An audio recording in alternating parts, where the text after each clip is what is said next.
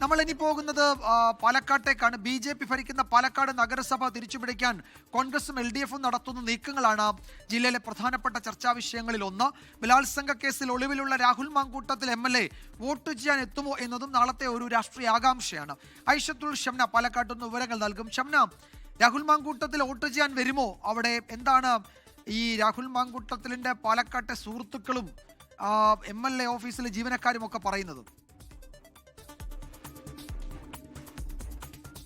വിജയകുമാർ, രാഹുൽ നാളെ എത്തുമെന്നുള്ള സൂചനകൾ തന്നെയാണ് നമുക്ക് ലഭിക്കുന്നത്. പ്രധാനമായും നേരത്തെയൊക്കെ നമുക്കറിയാം, ആദ്യഘട്ടത്തിലൊക്കെ ആരോപണം ഉയർന്ന സമയത്ത് ഒരു 38 ദിവസത്തോളം രാഹുൽ മണ്ഡലത്തിൽ നിന്നും മാറി നിൽക്കുന്ന ഒരു സാഹചര്യം ഉണ്ടായിരുന്നു. പക്ഷേ പിന്നീട് മണ്ഡലത്തിലെത്തിയത് മുതൽ വളരെ സജീവമായാണ് ഇവിടെയുള്ള കാര്യങ്ങളൊക്കെ ചെയ്തിരുന്നത്. ഒപ്പം തന്നെ UDF പ്രവർത്തകർക്ക് വേണ്ടി പ്രചാരണ പരിപാടികളിലടക്കം വളരെ സജീവമായി തന്നെ രാഹുൽ പങ്കെടുക്കുന്ന ഒരു സാഹചര്യമൊക്കെ ഉണ്ടായിരുന്നു. അന്ന് നേതാക്കളുടെ വരെ എതിർപ്പിനെ അവഗണിച്ചുകൊണ്ടായിരുന്നു രാഹുൽ പ്രചാരണ പരിപാടികൾക്കൊക്കെ ഇറങ്ങിയത്.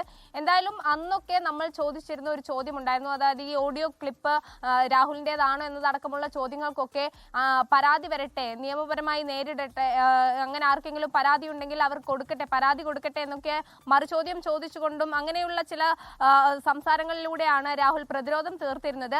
എന്നാൽ പിന്നീട് ഈ അതിജീവിത മുഖ്യമന്ത്രിക്ക് നേരിട്ടെത്തി പരാതി നൽകിയതോടുകൂടി രാഹുലിനെ കാണാതായി. പിന്നീട് ഇപ്പോൾ 13 ദിവസമായും രാഹുൽ ഒളിവിലാണ്. എന്തായാലും കോടതിയിൽ നിന്ന് ഇത്തരത്തിൽ ഇന്ന് ഒരു ആശ്വാസ നടപടി അല്ലെങ്കിൽ ജാമ്യം ലഭിച്ചുകൊണ്ടുള്ള ഒരു ഉത്തരവ് വരുമ്പോൾ രാഹുൽ എന്തായാലും നാളെ എത്തുമെന്നാണ് നമുക്ക് ഇവിടെ നിന്ന് ലഭിക്കുന്ന സൂചനകൾ. നാളെ ഉച്ചയോടുകൂടി രാഹുൽ എത്തി വോട്ട് ചെയ്യും.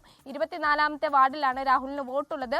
അതേസമയം തന്നെ BJP UDFനെ സംബന്ധിച്ചൊക്കെ BJPക്കുള്ള വിഭാഗീയത ഏറ്റവും കൂടുതൽ ചർച്ച ചെയ്യപ്പെട്ട ഒരു തെരഞ്ഞെടുപ്പ് കാലഘട്ടം കൂടിയായിരുന്നു ഇത്. ശരി, എന്തായാലും വലിയ രാഷ്ട്രീയ പോരാട്ടം പ്രചാരണ സമയത്ത് കണ്ടതാണ് പാലക്കാട്ട്.